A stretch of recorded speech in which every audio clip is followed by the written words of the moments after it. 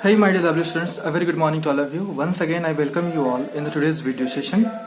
In today's class we will be discussing questions regarding ratio which are very important from your examination point of view.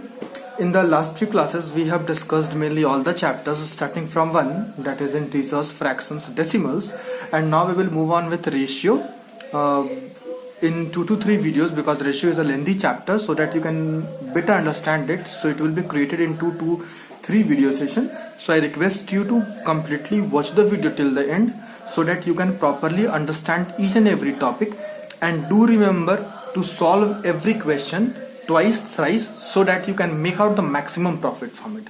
So without wasting any more time, let's straight start our today's video. Okay, let's start on with the test 4 that I had given you the questions. The question was from the book itself, that is exercise 8C, objective questions. As you all know that in your examination all of your questions will be in the form of MCQ, multiple choices question. So in this particular test, that was test 4, we will look on with some important questions in today's video. I want to show you the questions. These were the questions 8C, 1, 2, 3, 4, 5, 6, 7, 8, 9, 10, 11, 12, 13, 14, 15. Till 15 we had in the test 4, and in the test 5 we had from 16 to 21. I would like to mention one thing, that the question number mainly up to 11, question number 11 from 1 to 11 is completely ratio. Question number 12 is proportion. Question number 13 is also ratio. Question number 14 ratio. Question number 15 ratio, 16 ratio, 17 ratio, 18, 19, 18 ratio, and 19, 20 are proportion, which is not going to come in your examination, and 21 is from the ratio, which will surely come in your examination from the chapter ratio. So in today's video we will be discussing test 4, which I had given you as a homework. So let's start on with test 4.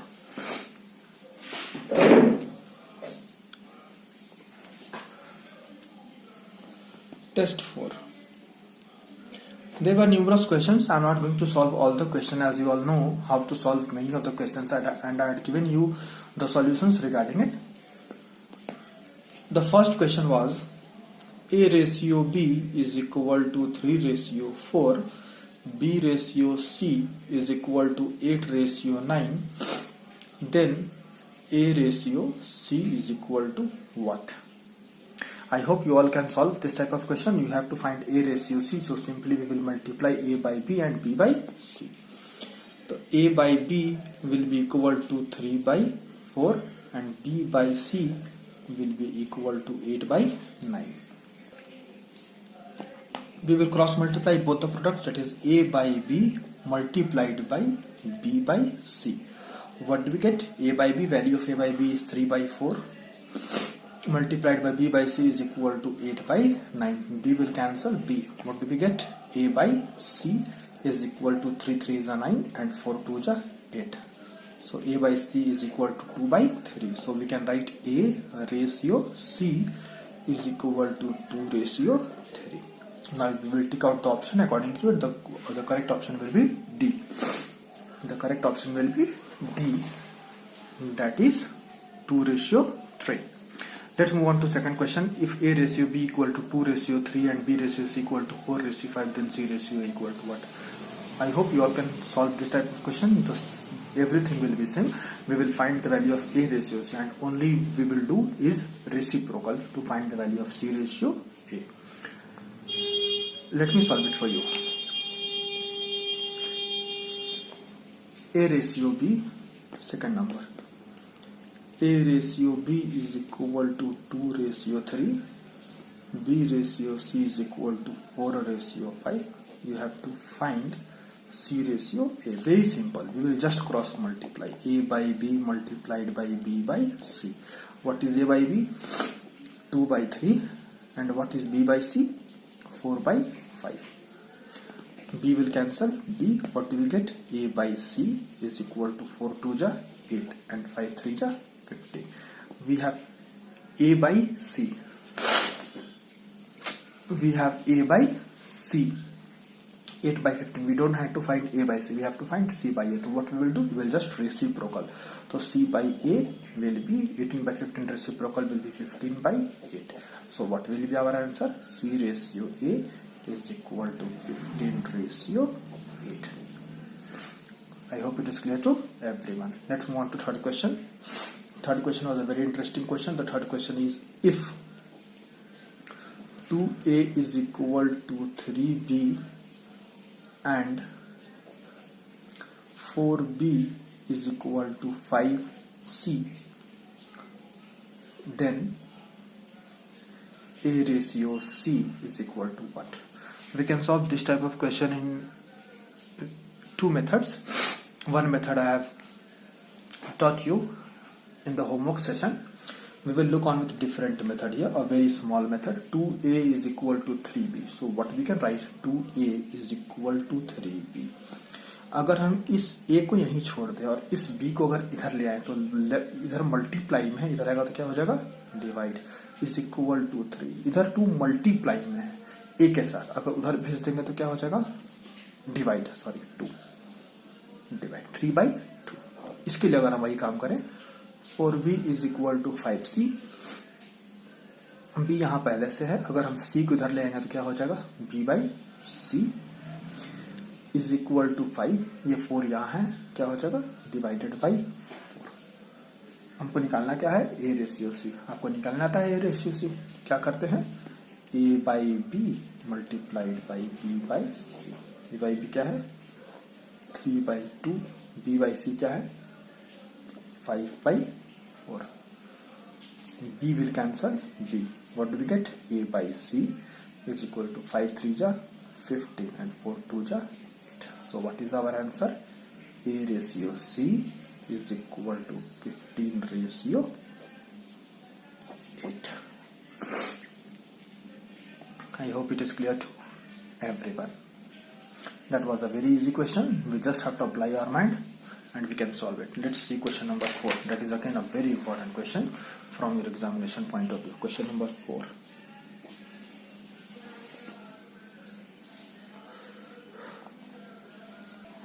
Question number 4. 15% of A is equal to 20% of B. Then A ratio B is equal to what? This is your question. Very easy. 15% of A. What do you understand by the percentage? That is 15% will be equal to 15 by 100 of multiplied by A is equal to 20%. 20 by 100 multiplied by B. You have to find A ratio B. A ratio B का मतलब क्या होता है? A by B.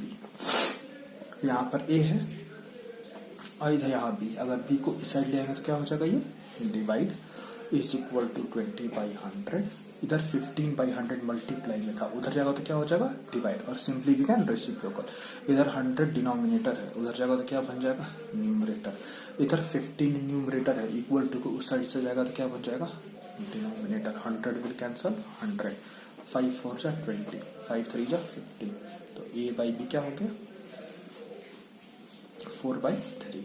आपको निकालना था A ratio B. लिख देंगे A ratio B is equal to 4 ratio 3. Answer. I hope it is very clear. अगर आपको कहीं पे भी डाउट होता है, kindly comment me. I will make a separate video with that particular topic और that particular question. Very short video of 10 to 20 minutes. Question number 5. That is also a very important question. Question number 5. A is equal to 1 by 3B. B is equal to 1 by 2C. Then A ratio B ratio C. This is the question. Let me write a question for you. Question is, A is equal to 1 by 3B. B is equal to 1 by 2C. Then A ratio B ratio C. आपको मालूम है ratio कैसे निकालते हैं? A ratio B ratio C मैंने आपको बताया था. A is equal to 1 by 3B. वही काम करते हैं. A को ही छोड़ देते हैं, B को इधर ले आएंगे तो क्या हो जाएगा? A by B is equal to 1 by 3. यहाँ पर B है, C को इधर ले आएंगे तो क्या हो जाएगा? B by C is equal to 1 by 2. A by B को क्या लिख सकते हैं? A रेशियो B 1/3 को क्या लिख सकते हैं 1/3। b/c को क्या लिख सकते हैं b/c। 1/2 को क्या लिख सकते हैं 1/2। अब आपको निकालना क्या है a, b और c। आप सबको आता है कैसे निकालते हैं, b के वैल्यू को सेव करेंगे। यहाँ पर b का वैल्यू कितना है 3 और यहाँ पर b का वैल्यू कितना है 1, नहीं बनने वाला है तो क्रॉस मल्टीप्लाई कर देंगे तो हो जाएगा a/b इज इक्वल टू 1/3। इसको मल्टीप्लाई कैसे कर देते हैं, यहाँ b के वैल्यू से b/c इज इक्वल टू 1/2। इसको किसे मल्टीप्लाई कर देते हैं इस 3 के वैल्यू से। तो अब आपको क्या मिल जाएगा a/b इक्वल टू 1 1 जा 1, 3 1 जा 3, b/c इक्वल टू 3 1 जा 3, 3 2 जा 6। आपको चाहिए ए बी 1 3, बी सी 3 6। यहाँ पर भी बी का वैल्यू 3 और यहाँ पे बी का वैल्यू कितना है 3। तो क्या लिख सकते हैं a/b/c इज इक्वल टू एक जगह पर 1, बी का वैल्यू 3, दोनों जगह सेम है 3 और सी का वैल्यू कितना 6। This is your answer. That was a very easy question. बस फ्रैक्शन से नहीं घबराना है, फ्रैक्शन को अपने अकॉर्डिंगली अरेंज कर लेना है and we can solve it. Let's move on to question number 6। What was question number 6? a/b equal to 5/7, b/c is equal to 6/11. Find then a/b/c. I'm not solving this question as you all can solve this particular question. I am moving on to question number 7. Question number 7. What is question number 7? The question number 7 is again a very interesting question. 2a is equal to 3b is equal to 4c. 2a is equal to 3b is equal to 4c. Find a/b/c. This is your question. 2a is equal to 3b is equal to 4c. आपको find करना है a/b/c. Whenever we are given such type of question in which all the variables that is a, b and c are related to each other with a sign of equality, equal के sign के साथ अगर जुड़ा हो तो हम लोग इन सब को किसी एक कांस्टेंट के इक्वल मान लेते हैं। What we can write, let 2a is equal to 3b is equal to 4c is equal to k. What is k? k is a constant. k क्या है कांस्टेंट। जिसका वैल्यू फिक्स्ड होता है उसको कांस्टेंट बोलते हैं, जिसका वैल्यू चेंज होता रहता है उसको वेरिएबल बोलते हैं। तो हम लोग एक कांस्टेंट के को मान लिए हैं। मान लीजिए कि आप अगर कोई भी कांस्टेंट के मानते हैं, के का वैल्यू अगर आप 2 रखते हैं मन में, तो हम 2 को किसी भी नंबर में मल्टीप्लाई करें तो वो 2 टाइम्स बढ़ जाएगा। अगर उसी चीज को अगर के से ही डिवाइड करते हैं, अगर 2 से ही डिवाइड कर दे तो वापस ओरिजिनल नंबर आ जाएगा। That is why we multiply with any constant K और we substitute it with any constant K. So what am I doing? I am simply writing that let 2a is equal to 3b is equal to 4c is equal to k. इससे क्या फायदा है, इससे हम value निकाल सकते हैं। तो 2a is equal to कितना, ये तीनों आपस में इक्वल और ये तीनों को हमने किसके इक्वल माना है k के। तो 2a is equal to k, तो a का वैल्यू कितना आ गया k/2। 3b is equal to कितना, ये भी k के इक्वल है तो b का वैल्यू कितना आ गया k/3। 4c is equal to के भी हमने माना है, 4c इज इक्वल टू के, तो c का वैल्यू कितना आ गया k/4।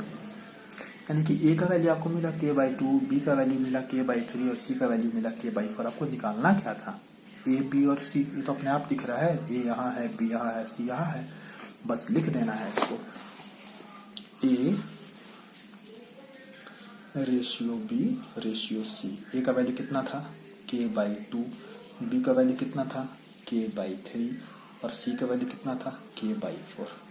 लेकिन आपको मालूम है कि ratio can never be in fraction, so हम लोग उसको क्या कर देंगे डिजिट्स में कन्वर्ट कर देंगे। कैसे करेंगे आपको वो भी आता है, मैंने बताया है एलसीएम निकालकर मल्टीप्लाई।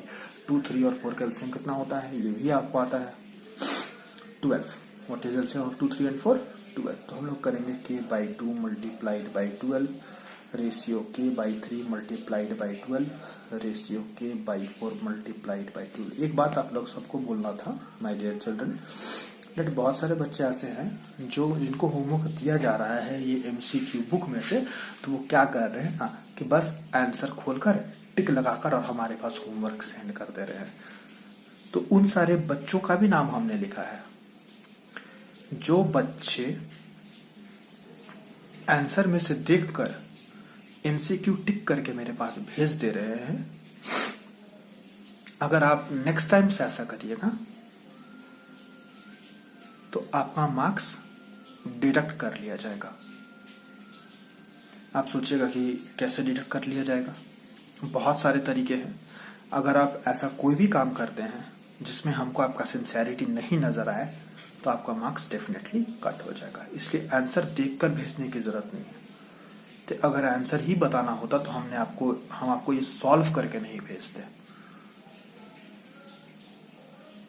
इसीलिए लास्ट वार्निंग, आप लोग हर एक क्वेश्चन को प्रॉपरली प्रोसेस वाइज सॉल्व करें और तब मुझे भेजें। यहां आप देखते हैं 2, 3 और 4 का एलसीएम 12, 2, 6 जा 12, 3, 4 जा 12 एंड 4, 3 जा 12।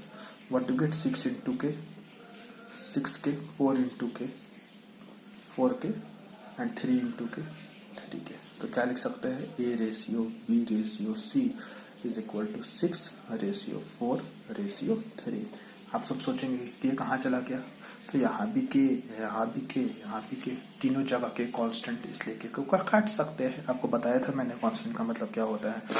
तो what is our answer? 6 ratio 4 ratio 3। और इस जवाब का उत्तर भी 6, 4, 3 ही होगा। ये रहा आपका क्वेश्चन 6, 4 और 3। आपको आंसर देखने की जरूरत ही नहीं है। आपने सॉल्व कर दिया आंख बंद करके सही तरीके से, डेट इज योर आंसर। अगर आंसर नहीं है तो बुक का गलती होगा, मेरा गलती नहीं होगा। आपके अंदर ये कॉन्फिडेंस आना चाहिए। Let's see next question. Question number 8, A/3 is equal to B/4 is equal to C/5। ये भी बहुत ही अच्छा क्वेश्चन है। क्वेश्चन नंबर 8 है A/3 is equal to B/4 is equal to C/5। तो आपको फाइंड करना है A ratio B ratio C। क्या करेंगे? बस यहां भी तीनों आपस में इक्वल है तो इसको किसी एक कांस्टेंट की इक्वल मान लेते हैं। Let A/3 is equal to B/4 is equal to C/5 is equal to any constant K। तो A का वैल्यू कितना आ जाएगा? इस बार वहां पर मल्टीप्लाई में था लेकिन यहाँ पर क्या है? डिवाइड। तो 3 इंटू के, 3 के। B का निकालेंगे तो B is equal to 4 into K, 4 K. और C is equal to 5 into K, 5 K. अब आपको निकालना है A ratio B ratio C। A का वैल्यू कितना? 3 के। B का वैल्यू कितना? 4 के। C का वैल्यू कितना? 5 के। तीनों में K कांस्टेंट है, K इक्वल है। K को हटा दें, what do we gate? 3, 4, 5। This is our answer. Let's move on to question number 9. That is also a very important question. 1/x ratio 1/y ratio 1/z is equal to 2 ratio 3 ratio 5। आपको find करना है x ratio y ratio z। बहुत ही आसान question है।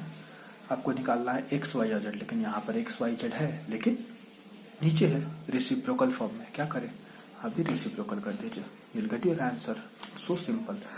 2 कहीं से कुछ नहीं मतलब कितना? 1। 3 कहीं से कुछ नहीं मतलब कितना? 1। 5 कहीं से कुछ नहीं मतलब कितना? 1। अगर आप इसको रेसिप्रोकल करते हैं तो what do we get? x/1 ratio y/1 ratio z/1 is equal to 2/1 का 1/2, 3/1 का 1/3, 5/1 का 1/5। नीचे 1 का कोई मतलब है क्या? बिल्कुल नहीं। तो x ratio y ratio z equal to 2, 3 और 5 का एलसीएम कितना हो जाएगा? 30। तो 1/2 into 30, 1/3 into 30, 1/5 into 30।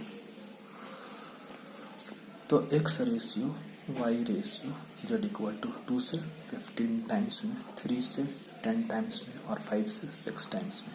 What do we get? 15, 10 and 6। This is your answer. और आंसर भी यही होना चाहिए। Question number 10, 15, 10 and 6। बस टिक लगा दीजिए, that will be your answer. आपको आंसर देखना नहीं। Now next question is x, y 3, 4 find 7x plus 3y ratio 7x minus 3y। आप सब बना लीजिएगा। x का वैल्यू कितना है? 3 है और y का वैल्यू कितना है? 4 है। तो x की जगह पर पुट कर देंगे 3 और y की जगह पर कितना पुट कर देंगे 4। बना लीजिएगा 3a plus 5b equal to 3a plus 5b ratio 3a minus 5b equal to 5 ratio 1 then a ratio b आपको निकालना है। क्रॉस मल्टीप्लाई कर लेंगे। Let's solve question number 11।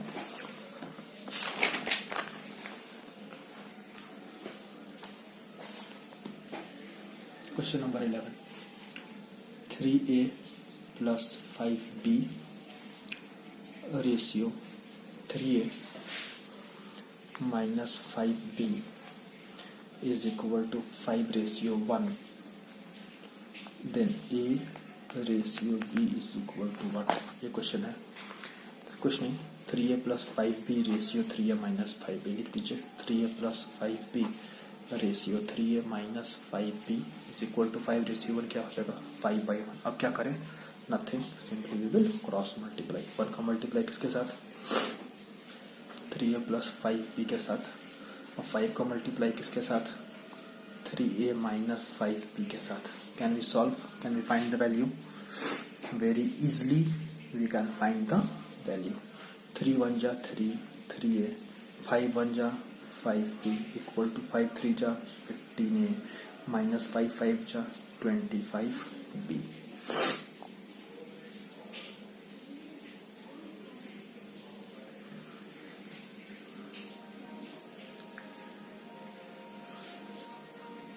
आप एक और बहुत आसान तरीके से बना सकते थे। चलिए पहले इससे बनाते हैं। 3a प्लस 15 इधर आएगा तो क्या हो जाएगा minus 15a is equal to minus 25b plus 5 उधर जाएगा तो क्या हो जाएगा minus 5b। 3 minus 15 minus 12a is equal to minus 25 और माइनस 5 माइनस 30b। माइनस से minus cancel. 12a is equal to 30b। हमको क्या चाहिए? a ratio b। a ratio b का मतलब क्या होता है बच्चों? a by b। यहाँ पर a है, छोड़ दीजिए, इस साइड b है, b को इधर ले आएगा तो क्या बन जाएगा a by b is equal to 30। इधर 12 मल्टीप्लाई में था, उधर जाएगा तो क्या हो जाएगा डिवाइड में। 6 5 जा 30, 6 2 जा 12। तो a बाई b का वैल्यू कितना आ गया 5/2। तो a ratio b equal to क्या हो जाएगा 5 ratio 2। I hope it is clear. हम लोग इसी को एक और तरीके से बना सकते थे, वो भी आसान तरीका है। 3a plus 5b 3a plus 5b ratio 3a minus 5b 3a minus 5b is equal to 5 ratio 1। 5 ratio 1 आप सबको मैंने बताया था अभी जस्ट पहले वाले क्वेश्चन में कि अगर x ratio y is equal to 2 ratio 5 था तो हम लोग कहते थे कि x इज इक्वल टू 2, जो कि गलत है। होना चाहिए x इज इक्वल टू 2 के कोई भी कांस्टेंट, और y इज इक्वल टू क्या होगा 5 के। तो same to same 3a plus 5b किसके इक्वल है 5 के। तो लिख देंगे 3a plus 5b is equal to 5 के first equation. Second equation 3a minus 5b किसके इक्वल है 3a माइनस 5b किसके इक्वल है 1 का मतलब 1 के कोई भी कांस्टेंट के। दोनों को सॉल्व कर लेते हैं। क्या करते हैं ऐड, तो plus 5b minus 5b cut जाएगा। 3 plus 3 6a is equal to 5 plus 1 6k। a is equal to कितना आ गया बच्चों 6k बाई 6 से 6 कट गया। a का वैल्यू कितना आ गया कि इसको याद रखे रहिए। चलिए अब हम लोग b का वैल्यू निकालें। b का वैल्यू कैसे निकालें? किसी भी एक इक्वेशन में पुट कर देते हैं। ये इक्वेशन 1 था ना, इक्वेशन 1 क्या था 3a plus 5b is equal to 5k। 3 के जगह पे 3, a का वैल्यू कितना आया है k plus 5b is equal to 5 के 3 इंटू के 3k plus 5b is equal to 5k 5b 5k plus 3 के उधर जाएगा तो क्या हो जाएगा बच्चों माइनस 3k। तो 5b इक्वल टू 5 में से 3 गया 2k, 5 में से 3 गया 2k। b का वैल्यू क्या आ जाएगा b is equal to 2k by 5। ये 5 उधर जाएगा तो क्या हो जाएगा डिवाइड में। तो b का वैल्यू आ गया 2k बाई, ध्यान से देखिए 3a हम लोग a के वैल्यू को पुट कर रहे हैं किसी भी इक्वेशन में। फर्स्ट वाले इक्वेशन में अगर हम लोग पुट करते हैं तो फर्स्ट की इक्वेशन था 3a + 5b = 5k, 3a + 5b = 5k। a के जगह पे k से मल्टीप्लाई कर देंगे, आ गया 3k + 5b = 5k plus 3k, उधर जाएगा तो -3k, 5k में से 3k कितना बचा 2k, यहाँ पर 5b = 2k, b का वैल्यू कितना आ जाएगा 2k/5। अभी भी ये निकला है, हमको निकालना क्या था a रेशियो b। आगे आते हैं, a = k निकाल चुके हम लोग और b = क्या निकाल दिए हैं 2k/5। आपको निकालना है a रेशियो b, a के जगह पर k रेशियो, b के जगह पे 2k/5। क्या रेशियो फ्रैक्शन में होता है? नहीं, नीचे कुछ नहीं मतलब 1। तो a रेशियो b = 1/5 एलसीएम 5 से मल्टीप्लाई कर दीजिए, 2k/5 को भी किससे मल्टीप्लाई कर दीजिए 5 से। तो a ratio b = 5 × k, 5k ratio 5 से 5 कट गया, क्या बच गया 2k। तो a रेशियो b = k और k cancel, what is our answer 5/2। a और b का रेशियो कितना है 5/2। हम लोग यहाँ पर सॉल्व किए थे, a/b कितना आएगा 5/2, k रेशियो b = 5/2। आप किसी भी मेथड से सॉल्व करिए, both the methods will be same. This was question number 11।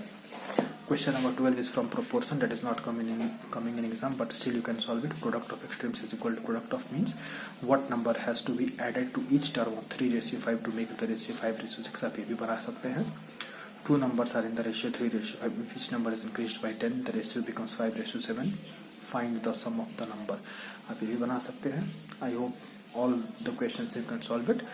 In the next video session, we will be discussing question numbers up to 21. That will be test 5. Till then, thank you all. Have a good day and study sincerely for your exam.